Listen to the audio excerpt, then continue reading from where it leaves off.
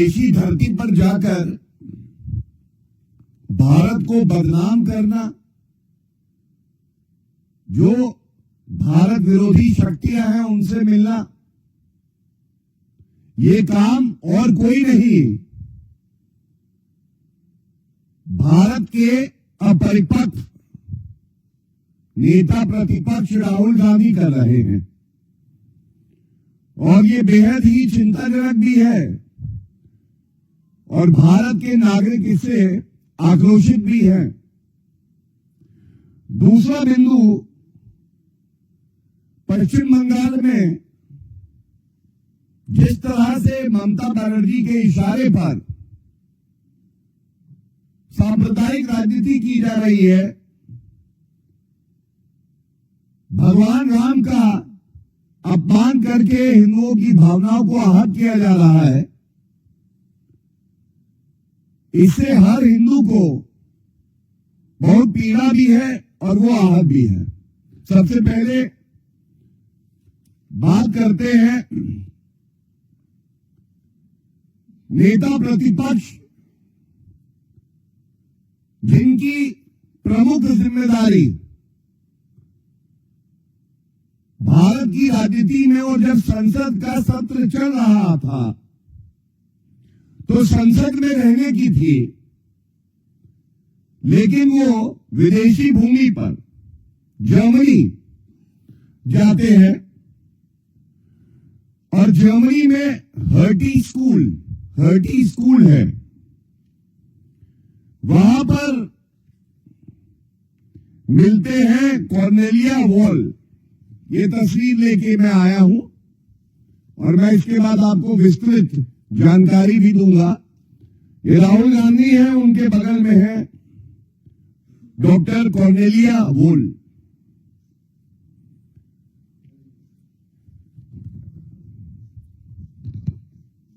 Germany की तस्वीर है, हर्टी स्कूल में राहुल गांधी जी कॉर्नेलिया वॉल के साथ। अब देखिए, हम सब जानते हैं किस तरह से पहले भी भारत में नकली गांधी नेता प्रतिपक्ष राहुल जी की कितनी बदनामी हुई थी जब गांडोस ये तस्वीर सामने आई थी। राहुल गांधी और जॉर्ज सोरेस ये ऐसे ही है जैसे दो जिस्म एक जान। और अब एक और सबूत सामने आया है, जॉर्ज सोरेस की संस्था जो है ओपन सोसाइटी फाउंडेशन, इसी की फंडिंग से सेंट्रल यूरोपियन यूनिवर्सिटी है। इस सेंट्रल यूरोपियन यूनिवर्सिटी के जो बोर्ड ऑफ ट्रस्टीज हैं, ये कागज मैं लेके आया हूं, ये जॉर्ज सोरेस द्वारा फंडेड है और नीचे जो नाम है member of board of trustees, ये है Cornelia wall, hearty school Berlin.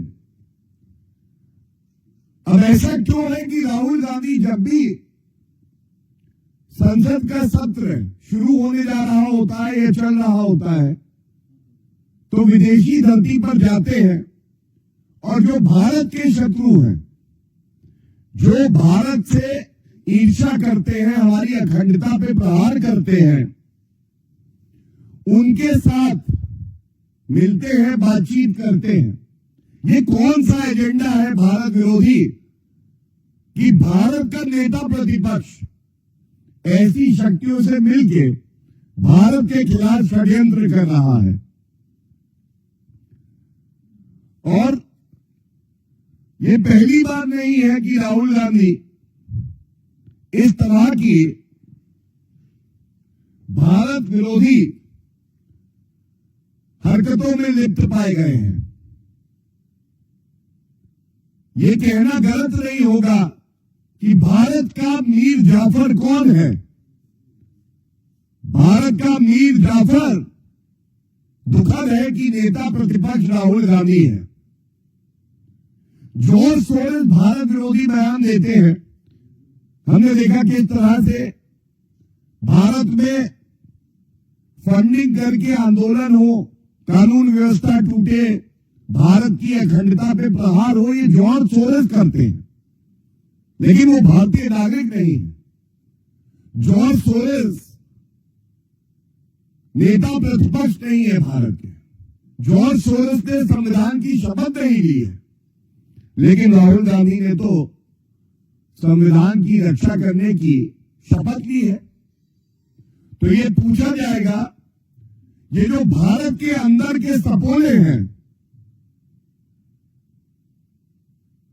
इन सपोलों के लिए इलाज होना चाहिए।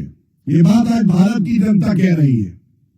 जिम्मेदारी दी है भारत के साथ खड़े होने की, और ये इलू इलू कर रहे हैं भारत विरोधी शक्तियों के साथ। और इसी क्रम में मैं आपको बताना चाहूंगा, एक बहुत बड़ा वर्ग है जो कवर फायर देता है अपरिपक्व नेता प्रतिपक्ष राहुल गांधी को। वो हमेशा कहता है राहुल गांधी बचकानी हरकतें कर देते हैं। कुछ लोग कहते हैं अपरिपक्व है, सीख जाएंगे। 55 साल के राहुल गांधी हैं, 5 साल में वृद्ध अवस्था में आ जाएंगे, पेंशन मिलने लगेगी। और ये भी बता दें कि जो लोग ये कहते हैं कि वो बचकानी हरकतें कर देते हैं, तो ये स्पष्ट हो गया है राहुल गांधी आदतन ऐसी हरकतें करते हैं, बहुत ही शातिर है। उनके डीएनए में भारत का विरोध है, क्योंकि सत्ता पाने की लालसा है, वो जहरीले हैं। और जो उनके कृत्य है, जो अभी मैं उजागर करूंगा, ये एक पैटर्न है। तो ये कहना भी गलत नहीं होगा कि ये भारत से गद्दारी है। एक नेता प्रतिपक्ष का कोई भी कृत्य या वक्तव्य अगर भारत को कमजोर करता है, तो यह बेहद ही शर्मनाक बात है और चिंताजनक बात भी है। अब आप देखिए, ये तस्वीर है, अमेरिका गए, वहां की लॉ मेकर इल्हान ओमर से मिले। ये अभी कुछ ही समय पहले की बात है। ये इल्हान ओमर क्या कहती है? इल्हान ओमर कहती है कि भारत ने गैर कानूनी तरीके से कश्मीर पर कब्जा कर रखा। क्या मजबूरी है? क्या ये जरूरी है? क्या मंशा है नेता प्रतिपक्ष की कि वो इल्हान ओमर से मिल रहे हैं, जो हमारे कश्मीर को, जो भारत का अखंड हिस्सा है, उसको कहती है कि जबरन कब्जाया हुआ है। ये दूसरी तस्वीर है मुशीफिकुल हसन फजल, मुशीफिकुल फजल। ये देखिए, ये क्या कहते हैं? ये जमाते इस्लामी को आगे बढ़ाते हैं। राहुल गांधी देखिए साथ है उनके, और ये बार बार वक्तव्य देते हैं कि भारत में लोकतंत्र खत्म हो गया है। राहुल गांधी भी यही मानते हैं। तो जमाते इस्लामी जो भारत में प्रतिबंधित है, बैंड है, उसके साथ जो व्यक्ति कारोबार करता है, उसको आगे बढ़ाता है, उसके साथ राहुल गांधी क्या कर रहे हैं। और इसी के साथ आप याद करिए, देखिए ये भी वही तस्वीर है मुशफिकुल फजल की, और उनके साथ बीच में देखिए राहुल गांधी भी हैं, और ये सैम पिट्रोडा, सैम अंकल। अब ये सैम अंकल जब जर्मनी जाते हैं राहुल गांधी, तो वहां भी होते हैं। और ये सैम अंकल कौन है? भूलिएगा मत, अभी कुछ समय पहले सैम अंकल ने हर भारतीय नागरिक की अपमानित करने का प्रयास किया और कहा east Indians they look like Chinese, east Indians look like Chinese and south Indians look like African. और जब भारतीय जनता पार्टी ने पुरजोर तरीके से इस मुद्दे को उठाया था तो एक ढोंग रच के राहुल गांधी और कांग्रेस पार्टी ने कहा था सैम पिट्रोडा को उनके पद से हटा दिया गया। तो जब हटा दिया गया था तो हर विदेशी दौरे पर राहुल गांधी के सैम अंकल सैम पिट्रोडा क्या कर रहे हैं, इसकी जवाबदेही किसकी है? कृपया करके ये बता दीजिए। और इसके साथ एक बात मैं और कहूंगा, ये बार बार अभी कोलंबिया गए राहुल गांधी, अक्टूबर 2025 की ही बात है, तो क्या कहा राहुल गांधी ने?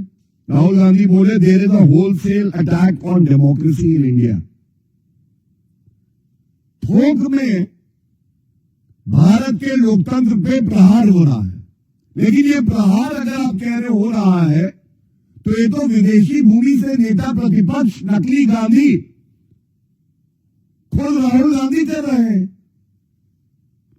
कैम्ब्रिज यूनिवर्सिटी, राहुल गांधी कहते हैं जो मूल ढांचा है भारत के लोकतंत्र का उस पर प्रहार हो रहा है।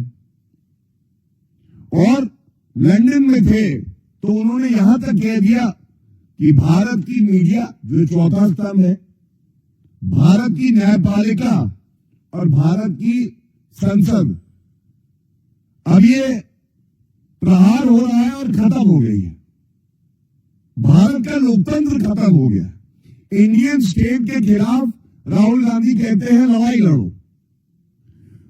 तो ये कहना गलत नहीं होगा, ये जो विदेशी धरती पर जाते हैं छुप छुप के, भारत की जनता को भी लगता है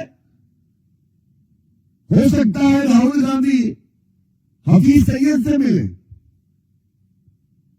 हफीज सईद तो तारीफ कर चुका है राहुल गांधी की, जाकिर नाइक से मिल रहे हो। 50 लाख रुपए रिश्वत दी है कांग्रेस पार्टी ने जाकिर नाइक से, मोहब्बत का मसीहा बताया दिग्विजय सिंह ने। इसीलिए चिंताजनक है ये जितनी शक्तियां हैं जो भारत आगे बढ़ रहा है, श्री नरेंद्र मोदी जी के नेतृत्व में मजबूत हो रहा है, चौथी सबसे बड़ी अर्थव्यवस्था है आज विश्व में, इससे नाखुश है तो वो राहुल गांधी स्वयं, नकली गांधी परिवार और जो विदेशी शक्तियां हैं ये एक तरफ, और दूसरी तरफ भारत के 140 करोड़ लोग आदरणीय प्रधानमंत्री श्री नरेंद्र मोदी जी का नेतृत्व, और इसके साथ हमारा मीडिया, जो 3 हमारे प्रमुख अंग हैं, लेजिस्लेचर, एग्जीक्यूटिव एंड जुडिशरी, ये एक साथ खड़ा है। और मैं अंत करूंगा इतना ही कह के कि भारत की छवि को धूमिल करना, झूठे आरोप लगाना अब राहुल गांधी का चरित्र बन गया है। और ये जैसे कहा जाता है, कहावत है कि कुत्ते की पूंछ जो है वो टेढ़ी है तो सीधी नहीं हो सकती है। तो जिसकी आदत हो जाए इस तरह के बयान देने की भारत विरोधी, वो ये देता रहेगा। लेकिन ये कहना गलत भी नहीं होगा कि जॉर्ज सोरोस की पूंछ कौन है, पूछता है भारत।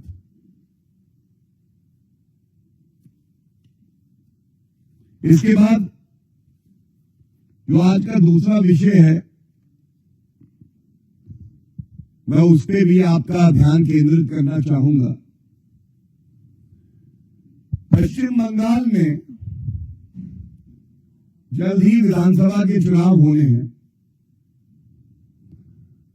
और पश्चिम बंगाल की मुख्यमंत्री ममता बनर्जी जी जान चुकी हैं कि वो आगामी चुनाव हारने जा रही हैं। उनको ऐसा लगता है कि सांप्रदायिक राजनीति करके अपने नेताओं को इशारा करके सांप्रदायिक बयान दिलवाओ। और ये दुर्भाग्यपूर्ण है कि टीएमसी के विधायक मदन मित्रा,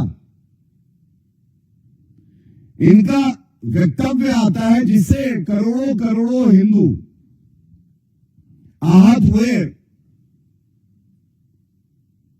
हर कोई चिंतित है कि ऐसा क्यों है कि ममता बनर्जी और उनके नेता जो हिंदू मान्यता है, जो हिंदुओं के आस्था के प्रतीक हैं, उनका आदर नहीं करते, सम्मान नहीं करते। मदन मित्रा ने ममता बनर्जी के इशारे पर कहा, प्रभु राम हिंदू नहीं है, मुसलमान है। और यहां रुके नहीं, दबाव बहुत होगा ममता बनर्जी का। वो कहते हैं प्रभु श्री राम जी का सरनेम क्या है, किसी को पता है? तो ये सोच आती कहां से है? तो हमें थोड़ा पीछे जाना होगा। ममता बनर्जी स्वयं वो है, 2019 की बात है, हर हिंदू अनुयायी जय श्री राम कह के गर्व महसूस करता है। ममता बनर्जी अपनी गाड़ी में बैठकर कहीं जा रही थी। पश्चिम बंगाल का एक निवासी कहता है जय श्री राम। ममता बनर्जी को गुस्सा आता है, गाड़ी रुकवाती है, उतरती है और उससे कहती है जय श्री राम बोला तो तेरी चमड़ी उधेड़ दूंगी। हमने देखा कैसे महाकुंभ के दौरान उसको मृत्यु कुंभ बुलाया ममता बनर्जी जी ने। आज सवाल ये पूछा जाएगा, ये जो सोच है कि हिंदुओं को द्वितीय श्रेणी का नागरिक समझती है ममता बनर्जी, इसके खिलाफ पूरा देश आज आवाज उठा रहा है। क्या ममता बनर्जी जी में इतनी हिम्मत है या उनके किसी नेता में किसी और धर्म के ईश्वर और इष्ट के लिए इस तरह का बयान दे दें? सब धर्म से जुदा हो सकता है,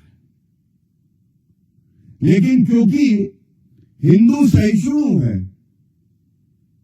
तो आप हमारे भगवान, हमारे देवी देवताओं का अपमान कराते रहते हैं।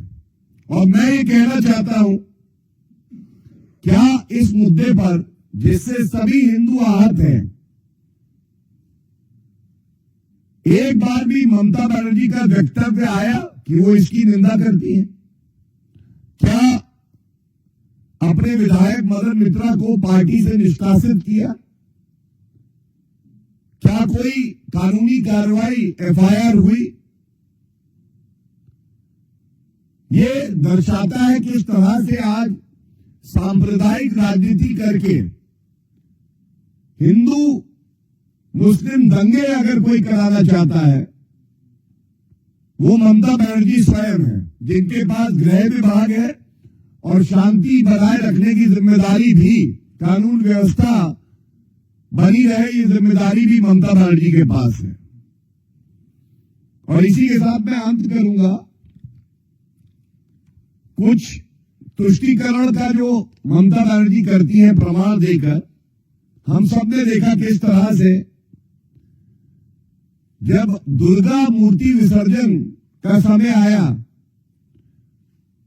तो ममता बनर्जी ने उस पर रोक लगा दी थी, क्योंकि वो समय मुहर्रम का भी था।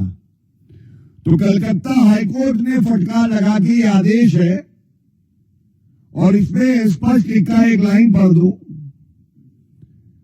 We are living in difficult times. Intolerance would rise in the event of such arbitrary action of the state government being put in place and enforced. It would be dangerous to mix politics with religion. और इसी तरह से लगातार हर साल यही हुआ। विजयदशमी हिंदू नहीं बना सकते, दुर्गा मूर्ति विसर्जन नहीं हो सकता, लेकिन अगर कोई एक विशेष धर्म से है और घुसपैठिया भी है, भारतीय नागरिक भी नहीं है, तो भी ममता बनर्जी कहती है वो दूध देने वाली गाय है, उसकी दुलत्ती मैं सही लूंगी।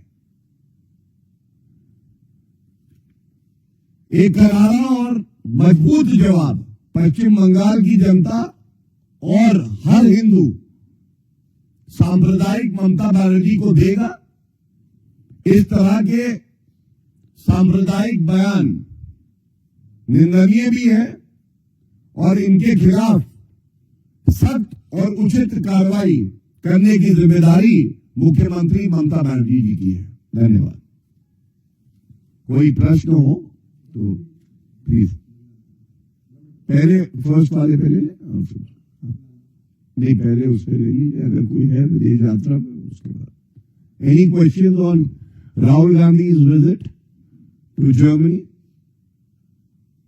ठीक।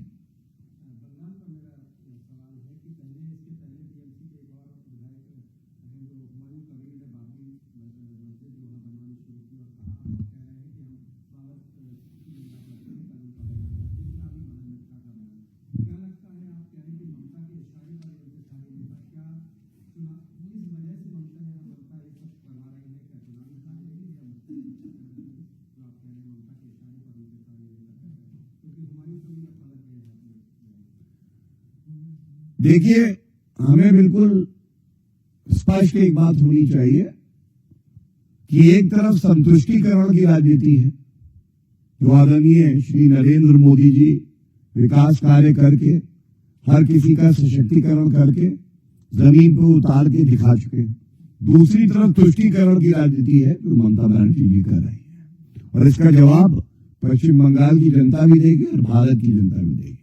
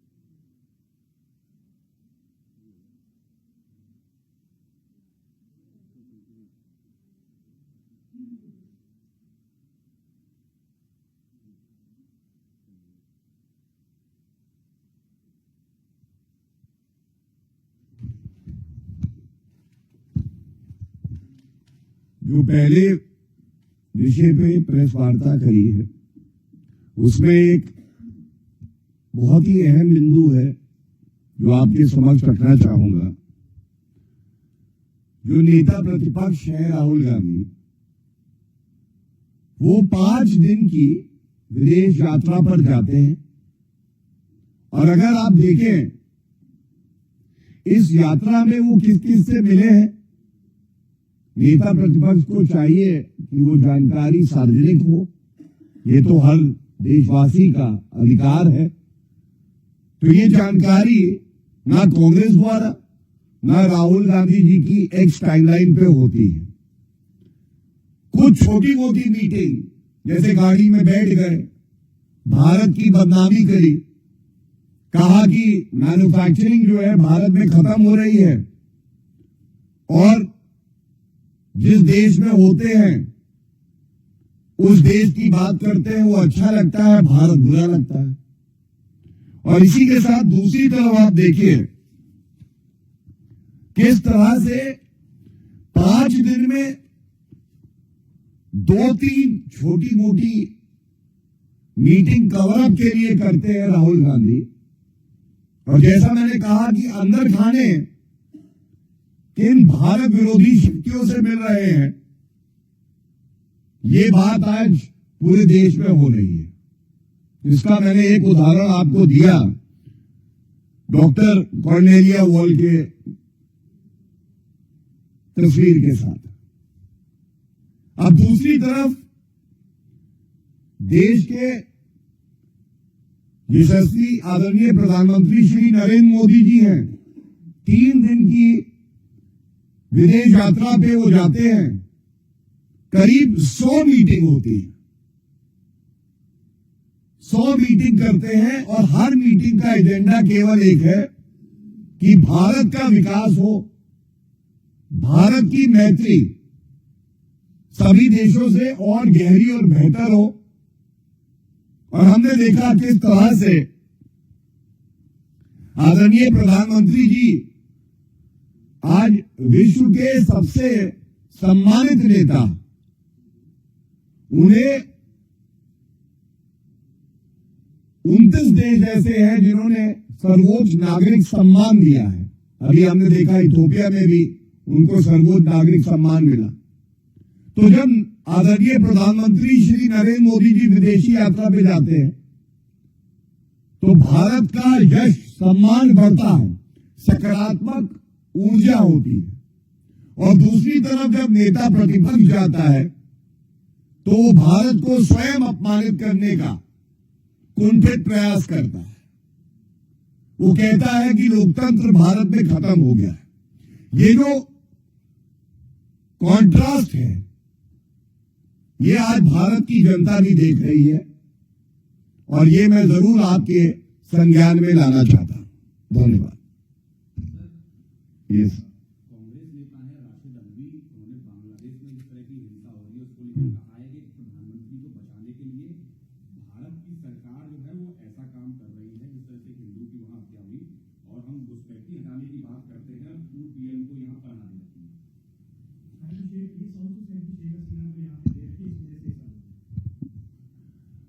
देखिए, सबसे पहले तो मैं ये बिल्कुल स्पष्ट कर दूं कि जब भी बात आएगी भारत के नागरिकों की और हिंदुओं की जो अल्पसंख्यक हैं पूरे विश्व में कहीं भी, तो सबसे अग्रणी भूमिका, सबसे मजबूत भूमिका कोई निभाता है तो आदरणीय प्रधानमंत्री श्री नरेंद्र मोदी जी और हमारी सरकार।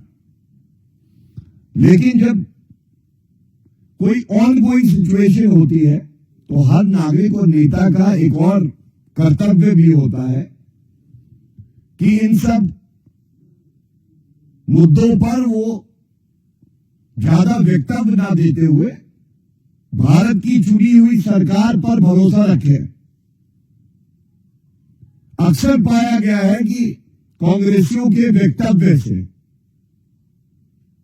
परिस्थितियां भारत के पक्ष में नहीं रहती और कांग्रेस पार्टी के नेताओं की तो ये आदत है, अभी जो मैंने राहुल गांधी की भी बात करी, इसलिए इतना ही कहूंगा, एक संवेदनशील मुद्दा है, इस पे संयम बरतना चाहिए हर नागरिक को और कांग्रेस पार्टी के नेताओं को।